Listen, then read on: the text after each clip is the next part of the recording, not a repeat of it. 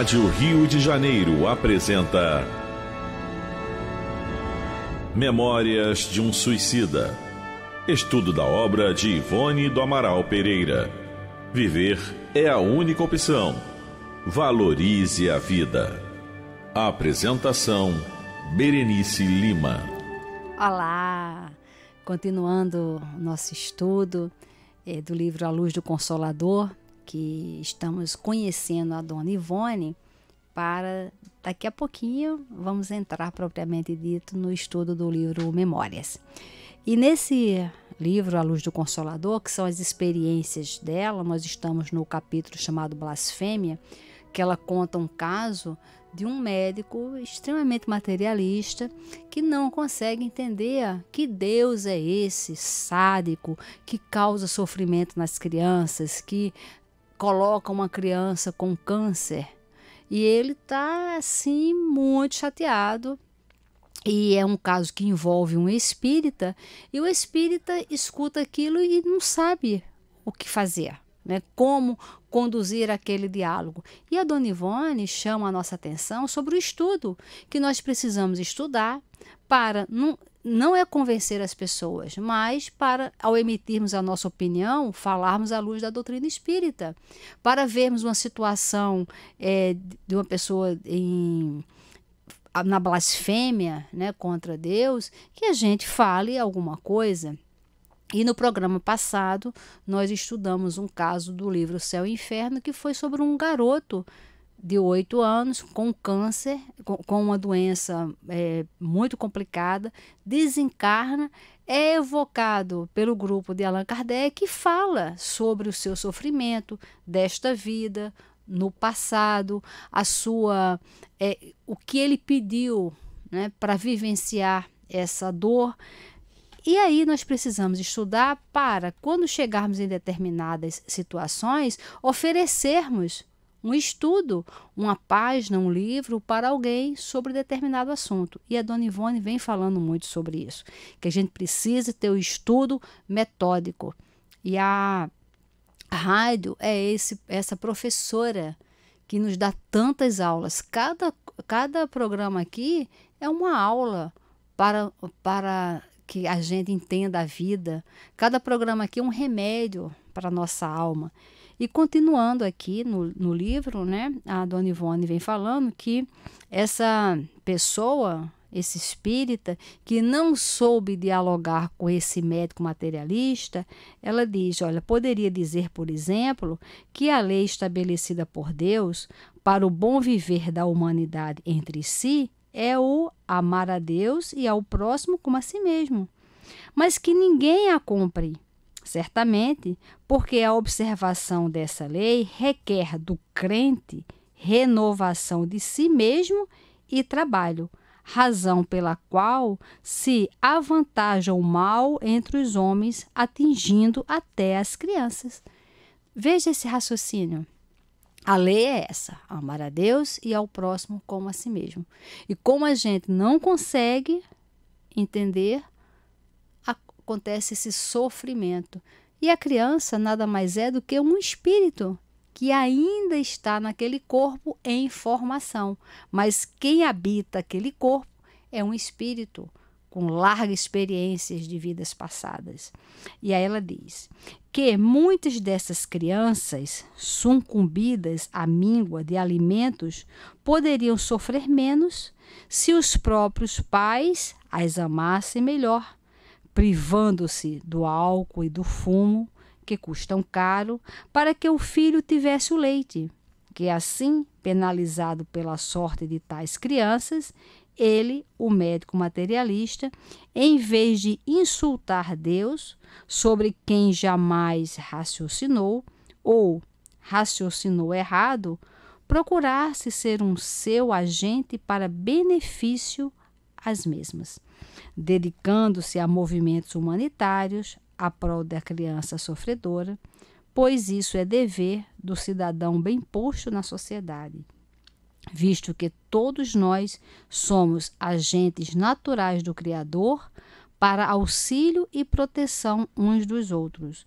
e não fizesse como o levita da parábola messiânica, que se penalizou do ferido caído à beira da estrada, mas passou de largo, sem vontade de socorrê-lo. Que uma criança que sucumbe vitimada por um câncer no cérebro estará resgatando terríveis faltas do passado reencarnatório. Que tal sofrimento que, de fato, penaliza, é redenção e não desgraça. Que esse espírito mesmo solicitou tal situação à lei de Deus, antes de reencarnar, acossado pelo arrependimento de erros cometidos em passadas existências. Erros que bem poderiam ter sido o suicídio, por exemplo, realizado por um tiro no ouvido, e cujas repercussões vibratórias acarretam o mal que a medicina é impotente para remediar. Ou um crime contra outrem, indiferença, em passada existência, contra as dores de alguma criança a quem poderia ter socorrido, mas a quem não socorreu por não amar o próximo nem a Deus, pois que a indiferença pelos sofrimentos alheios é crime previsto nos códigos divinos, porque a lei é amor. A lei é amar a Deus e ao próximo. Que uma criança que sucumbe pela inanição deveria ter sido, no passado, algum magnata egoísta que viveu para os gozos da vida sem se preocupar com a miséria da criança, ou de quem quer que seja, que nenhuma dessas supostas desgraças será eterna, que elas desaparecerão quando o homem cumprir aquela lei, que Deus não fere nem castiga quem quer que seja. Ao contrário, suas leis são amorosas e protetoras, mas que a nós próprios cumpre observá-las e praticá-las para não sofrermos as consequências das infrações a elas próprias. Que tudo isso é evolução e experiência que nos elevarão na escala moral, e que o blasfemo, que tudo desconhece sobre as coisas de Deus, porque sua pretensão e seu orgulho não o deixam conhecê-las, poderá renascer mudo, por exemplo, não porque Deus fosse insultado, pois que ele é inacessível ao insulto, por ser o supremo absoluto, mas porque o pensamento de que a palavra se origina é vibração que se imprime nos refolhos do nosso ser. E na vida espiritual, quando nos capacitarmos da grandeza e da amorosidade de Deus para conosco, de tal forma nos arrependermos das blasfêmias proferidas contra Deus, envergonhados e inconsoláveis, que nos castigaremos voluntariamente, condenando-nos ao silêncio de uma existência inteira, a fim de que aprendamos que a palavra é precioso dom que Deus concede para auxílio ao nosso progresso geral, nossa felicidade e nossa alegria, mas jamais para o insulto e a afronta contra o que quer que seja dentro da criação, nem mesmo ao mais abjeto verme e ainda menos contra o Criador de todas as coisas, que assim acontece porque possuímos o livre-arbítrio. Somos senhores da nossa própria vontade.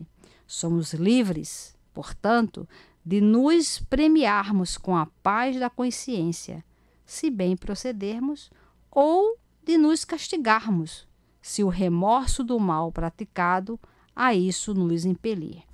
Então, a Ivone aqui, ela dá uma grande aula, né, aqui para a gente, dessa visão que a doutrina espírita nos traz.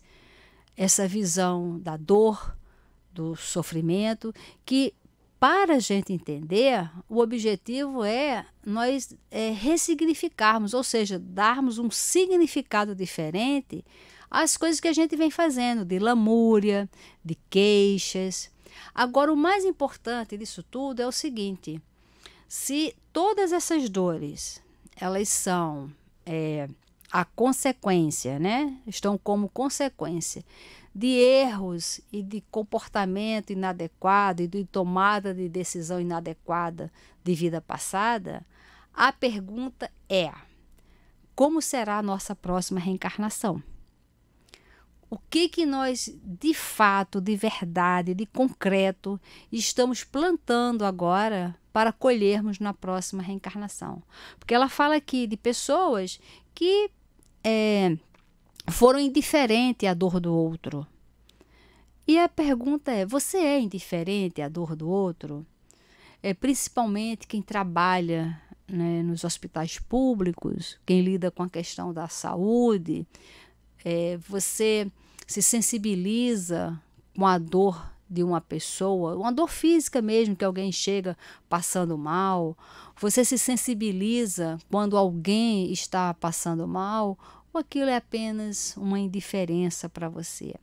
Eu tenho uma amiga que ela diz que o maior sofrimento dela é ela não se sensibilizar com a dor da pessoa. Ela sempre acha que alguém está mentindo, que alguém está enganando, que aquilo não é verdade, que não, aquela dor não é daquele tamanho. Só que ela sofre por ela ter esse sentimento de indiferença. E foi justamente a doutrina espírita que trouxe para ela essa reflexão. Ela não quer mais ser indiferente, só que são pensamentos e conceitos muito arraigados dentro dela. Ela está fazendo terapia para ela poder se desvincular da indiferença, da frieza dela diante a dor do outro, porque aí tem lá as suas origens também, né? Mas o mais importante é a gente identificar se nós somos indiferentes. Não é querer resolver a dor do outro, mas que a gente participe da construção de um mundo melhor, causando menos dores nas pessoas. E outra coisa que ela fala aqui muito é sobre as questões do nosso pensamento, da nossa vontade e das palavras que nós vamos gerar, né? Que cada palavra nossa, ela nasceu na nossa mente. Ela é uma construção do pensamento. E na hora que você pensa, na hora que você constrói, nossas células já são contaminadas pelo que nós pensamos. E a pergunta é: o que você pensa é sadio, é saudável, vai causar saúde às suas células ou vai causar doença às suas células? Essa é uma questão para a gente pensar. E aí ela continua falando: e, finalmente, que a revelação dos Espíritos, mostrando todo o ensino da lei celeste de causa e efeito, faz compreender no sofrimento o trajeto da redenção do espírito culpado, ao mesmo tempo que impele o homem a suavizar os mesmos sofrimentos, visto que também leva ao cumprimento da lei que tudo resolve e remedeia. Amor a Deus sobre todas as coisas e ao próximo como a si mesmo. Ao ouvirmos, pois, blasfêmias de qualquer natureza, que não nos choquemos decepcionados, antes que possamos reprimi-las amigavelmente, usando palavras de amor e esclarecimento, pois que, comumente, o blasfemador é uma alma que também sofre, procurando a verdade sem boa vontade para encontrá-la, alma que igualmente devemos amar e servir. Então, até a compreensão para quem blasfema é isso. E ela que nos dá esse alerta para que a gente faça reflexão sobre a lei de causa e efeito. Causa e efeito. E agora, com essa visão reencarnacionista para a próxima reencarnação. O que nós estamos causando agora que vai trazer para nós um efeito na próxima reencarnação? Como nós estamos lidando com a nossa vida, com as notícias, com os posicionamentos, com os julgamentos, porque muitas vezes nós recriminamos o julgamento, mas julgando quem faz o julgamento. Então, nós estamos assim, num conflito muito grande. Então, nós espíritas precisamos ter essa capacidade de compreender que a outra pessoa pensa diferente. E se nós não queremos ser julgados pela pessoa que pensa diferente, por que estamos julgando quem pensa diferente? Então, é a sabedoria, é a maturidade, e nós estamos num momento onde a maturidade ela se faz necessária para a gente poder conviver nesse mundo atual de conflitos de interesses, conflitos políticos, conflitos sociais, e que a nossa palavra seja sempre uma palavra de apaziguamento, de harmonia, que a gente pense sempre na lei de causa e efeito. O que nós estamos fazendo para gerar qual tipo de efeito? Para a gente saber, eu não quero suportar isso. Então, eu tenho que plantar coisas que me tragam bons frutos. Então, que esse estudo sirva para a gente se apropriar, né, da nossa vida. E aí, um outro capítulo seguinte tem o título O Livro que Faltava. E ela começa assim: em uma das suas magistrais obras, Leon Denis lembra que, quando lemos um livro, estamos convivendo com seu autor e as suas personagens, conversando com eles, ouvindo seus acertos e suas ponderações. Então, nós temos que saber ler, saber escolher a nossa literatura. Precisamos conhecer quem escreveu, se é um livro mediúnico, né?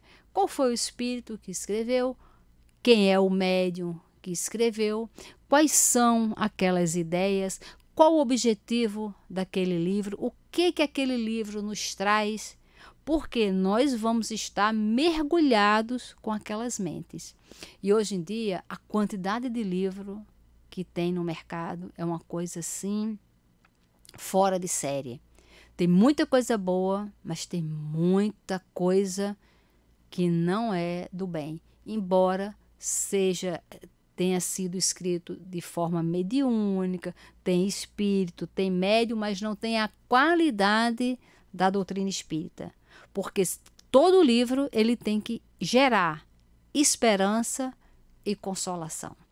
Ele tem que trazer para a gente visão de futuro, tem que trazer para a gente reflexão de comportamento. Ele tem que fazer com que a gente mude para melhor.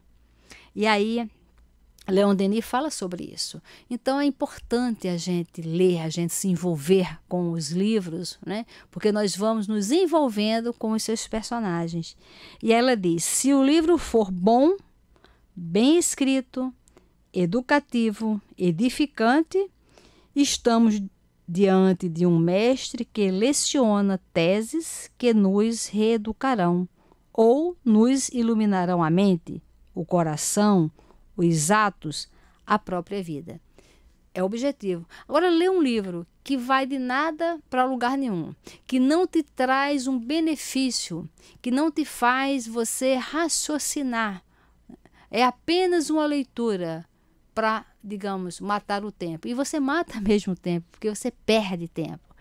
Então, não estou falando aqui só para ler livros espíritas, não é isso. Mas que a nossa leitura, primeiro que a gente saiba sempre isso, nós vamos mergulhar na mente de quem escreveu, na mente dos personagens. Olha, o Leon Tolstói, ele sofre muito no mundo espiritual, porque ele escreveu o romance Ana Karenina. Ana Karenina é um romance russo, um personagem que no final do filme tem um ato de heroísmo e comete suicídio. E muitas pessoas que leram esse livro, e Leon Tolstói era considerado um mestre da literatura, e muitas pessoas leram esse livro e se apropriaram do tal falso encorajamento de Ana Karenina, e muitas moças cometeram suicídio por causa do personagem. E ele ficou sendo responsável por esses crimes, porque as pessoas se inspiraram no que ele escreveu. E vira e mexe, o mundo do cinema recria esse filme, né? Parece que é uma coisa, não larga esse filme. E quantas pessoas cometem suicídio por conta dessa literatura? Embora ele tenha sido um homem reconhecido no meio da literatura russa, né? Foi conhecido mundialmente. Mas a gente tem que ver sempre isso, né? Se o livro nos trará uma reeducação, uma iluminação da mente, do coração, dos nossos atos, para nos encorajar à fuga através do suicídio, não quero ler esse livro. Então, nós temos que ter a lucidez para a gente escolher. Aí escolher o livro, escolher um programa de televisão. Ora, tem programa de televisão que mexe e que ativa o nosso pior lado, o julgamento. Programa que você liga para dizer, olha, elimina fulano. Quando você fala elimina fulano, você está treinando a sua mente para eliminar pessoas, para dizer quem fica e quem sai. E elimina, e você vai pensando, arquitetando maneiras de haver grandes desavenças. Mas, muitas vezes, usando a faixa, não é para ficar o grupo em harmonia, tira o fulano. Ué, mas não é assim que funciona. Se o fulano está em desarmonia, o que o grupo pode fazer para transformá-lo, ajudá-lo a melhorar? Eliminar é muito fácil.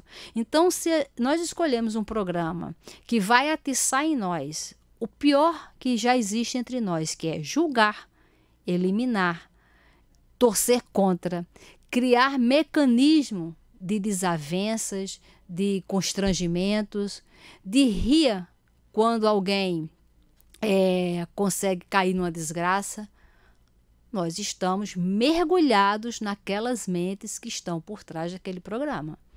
Quando a gente assiste um programa de pegadinhas, de humor negro, e que a gente se diverte com o constrangimento de algumas pessoas, olha, tenhamos certeza que nós não estamos bem acompanhados espiritualmente.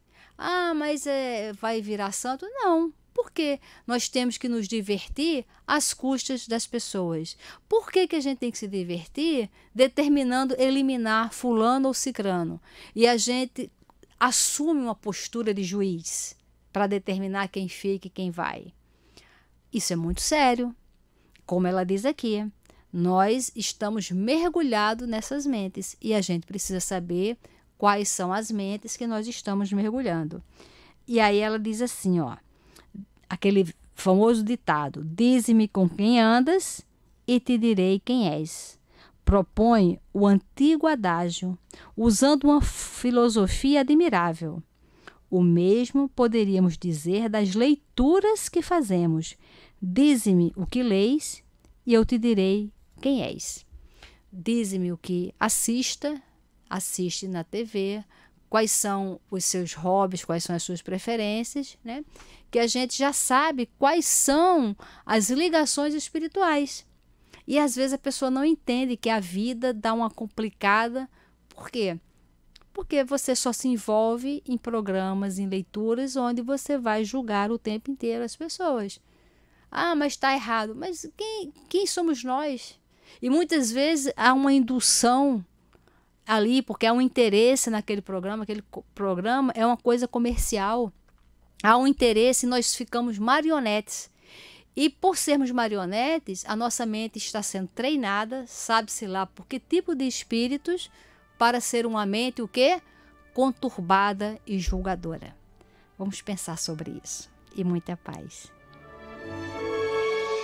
A Rádio Rio de Janeiro apresentou Memórias de um Suicida. Estudo da obra de Ivone do Amaral Pereira. Viver é a única opção. Valorize a vida.